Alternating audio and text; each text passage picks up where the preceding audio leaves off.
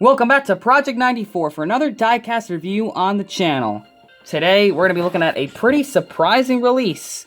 This is Chase Elliott and his 2023 Gates Hydraulic Chevrolet Silverado for McAnally Racing. A really cool truck from the Craftsman Truck Series. So, this is going to be the first 2023 truck we look at on the channel. And of course, it's a Chase Elliott diecast. So, definitely had to get this one. As someone that likes Chase Elliott, this is a pretty cool diecast to get. Especially not expecting to get it. Very cool truck. Of course, here's the box. The Craftsman Truck Series boxes.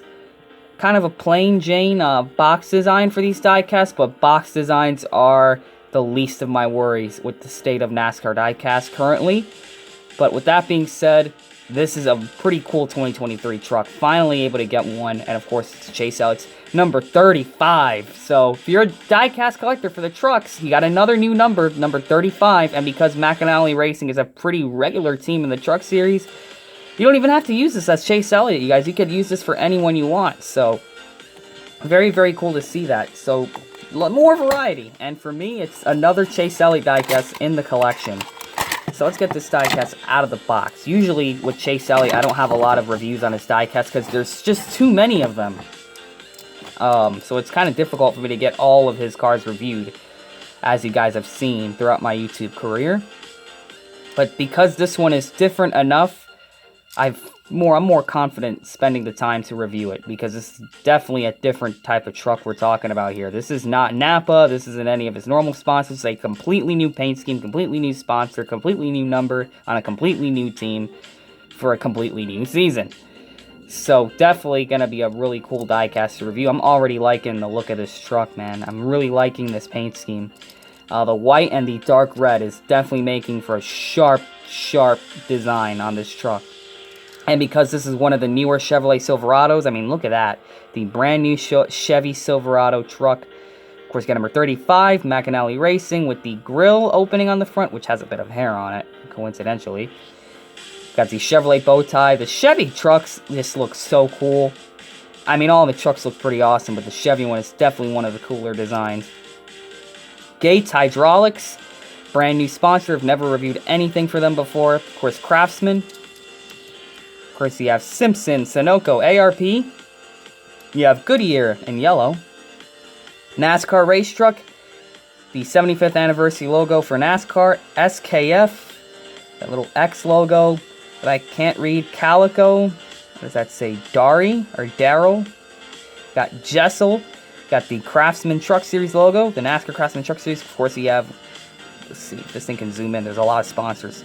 Comedic, Lincoln Welders, Arrowhead, Tilton, Kooks, and Holly EFI. The Craftsman banners look pretty cool. That's really nice to have a Craftsman banner on this truck. Of course, you have Chase Elliott, number 35. Got Chevrolet, Napa, NGK spark plugs, and of course the McAnally Racing logo again. Of course, you have a hydraulic little shock thing there, which is pretty cool to see that. You got Mechanics Wear, Lincoln Welders, Wicks, South Point, GMS Fabrication, Racing Electronics, and Peak Performance, or just Peak Motor Oil. Of course, you have Gates Hydraulics, Adaptive One, which has been on Chase Elliott's cars before. It's been on that black and yellow car, the Brakes one from a couple years ago now, which is a really cool diecast. Napa Auto Care, of course, just like when Kyle Busch used to be sponsored by M&M's, even on cars that were not M&M's, there would be some small sort of M&M's logo, because it identifies Kyle Busch. Well, whenever Chase Elliott doesn't have a Napa paint scheme, they're going to find a way to still put the blue and yellow Napa stuff on here. And of course, it's with the logo, so pretty cool to see that going on with Chase Elliott. Napa Auto Care, Silverado, the Chevrolet license plate just with the bow tie on it.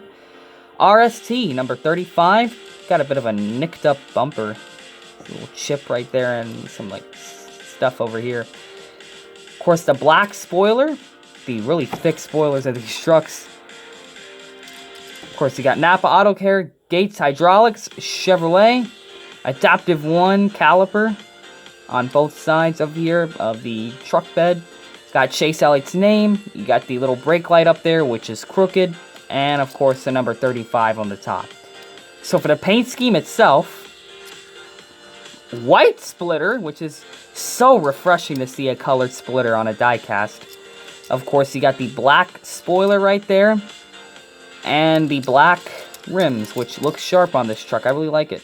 Corey LaJoie was also in this race, so there was a couple Cup guys out there with Chase Elliott in this Daytona race, which is really, really cool to see that.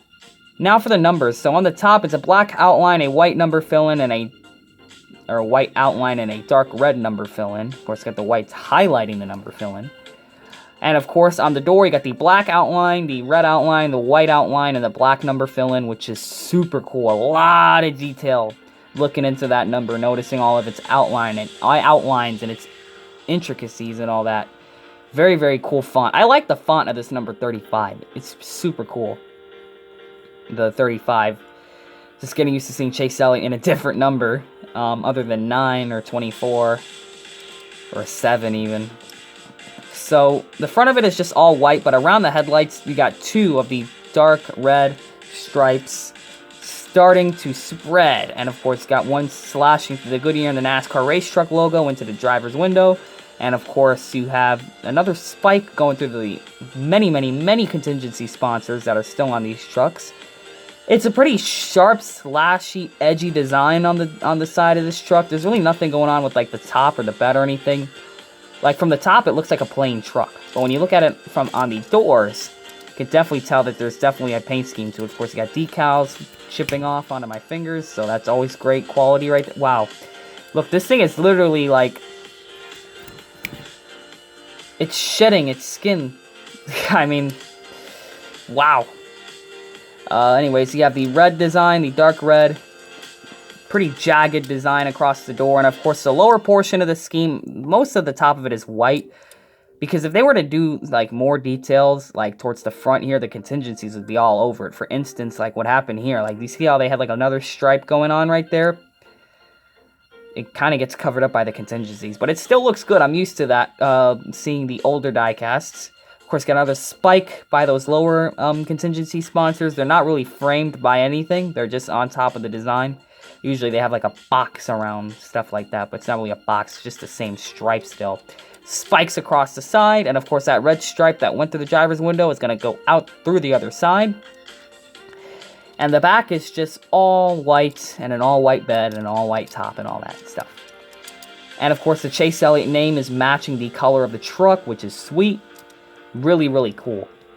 And of course the biofuel logo as well. So yeah, pretty simple diecast right here. Even though there's a lot of contingencies on it. Because it starts out with the Simpson, Sunoco, and ARP stuff at the front corners, and then it just a whole bunch more. So it's really, really cool to see the contingencies still be a thing in the truck series, because the Cup and Xfinity are literally bare. Especially the Cup cars.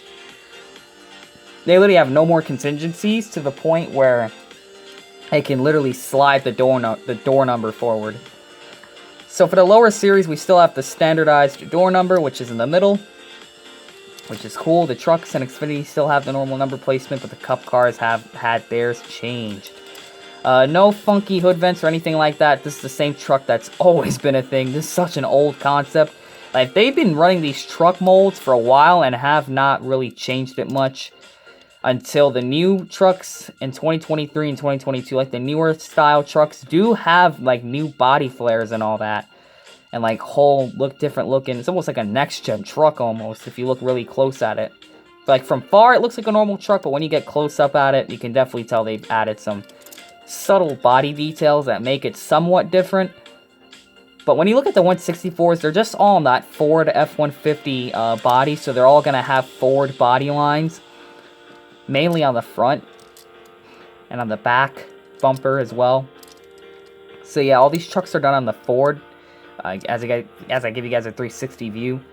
But they're still cool to get the trucks nonetheless. I mean, these are really cool. I love the new Chevy. I love how the new Chevy looks with this paint scheme in particular. This looks so cool. And this truck is going to go well with the Hendrick number 7 Chase Elliott truck that got made. So Chase Elliott's going to have some pretty decent trucks. I mean, I'm looking at my diecast wall right now, and I'm actually seeing his iRacing truck, his Hooters truck. So Chase Elliott has had a fair number of trucks made in the 164, with pretty different paint schemes on each one. Really, really cool to see that. Of course, not the under tray, because the cup cars are what have the under tray. This is the chassis. You can see all the details on the truck mold. This is a good mold.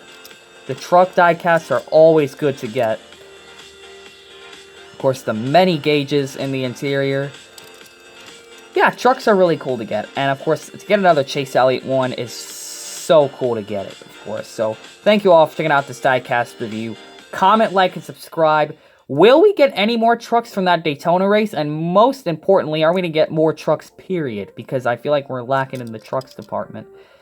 It seems like the Cup drivers have the best chance of getting these trucks made, obviously. That's just the power of being a Cup leech, I guess. So, hopefully you guys enjoyed this diecast review. Comment, like, subscribe, and we will see you guys next time. And always remember to make sure you know what you're doing when you're putting decals on your diecast.